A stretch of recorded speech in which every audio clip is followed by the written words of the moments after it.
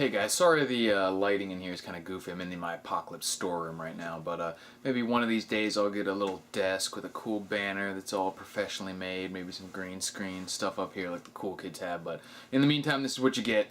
But I just read, the reason I'm making this video is I just read an article or heard somewhere, I believe it was on Christopher Green's radio show, which you should check out if you get a chance. Anyways, he referenced one of the guys from the PIMCO bond fund or something like that, and his statement saying that he believes there's a the whole economy is destroyed, and because of that he believes there's a 50% chance of recession. And I have to respectfully disagree. I would put the chances of recession at about 10%. And the only reason there's a 10% chance of recession is because there's a 90% chance of the complete meltdown of the entire global financial system, which is exactly what we're seeing. There is absolutely no way these problems can be solved without dealing with the consequences of it. I mean, we're at the point now that even if Ron Paul were to get elected and do everything he wanted to do, that we would still be facing massive economic hardships. You just can't, I mean, the damage is done at this point. There's no escaping that. We can start from here to fix it, but there's no escaping the consequences of what's already been done for the past 100 years.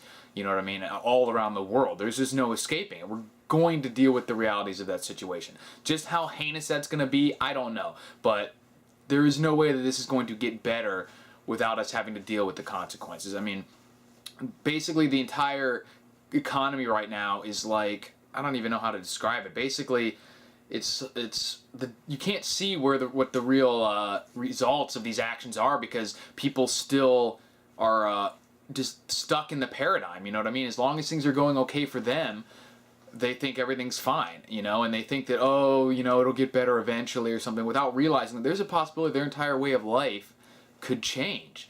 The people in I read an article the other day that was saying that housing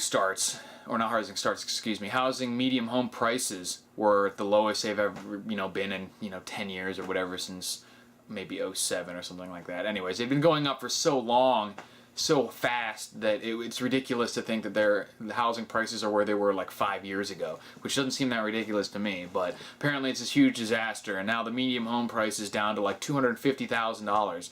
And when you think about it, that's still, the median family income is like $50,000 in the country, and the median home price is $250,000. This can't last, these type of situations.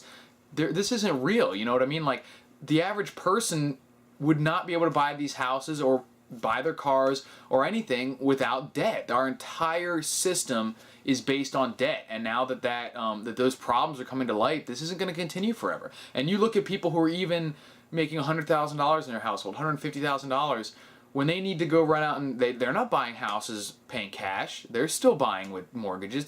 These people don't even have $250,000 saved up. Everything is predicated on debt.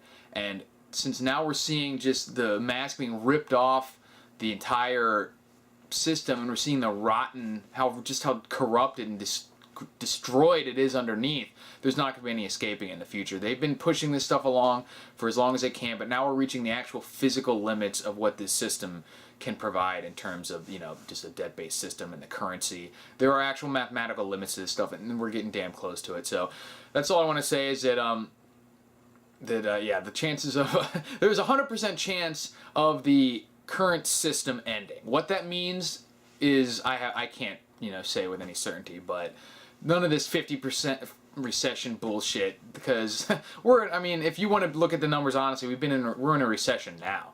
The collapse has happened. The only question is how bad it's going to get.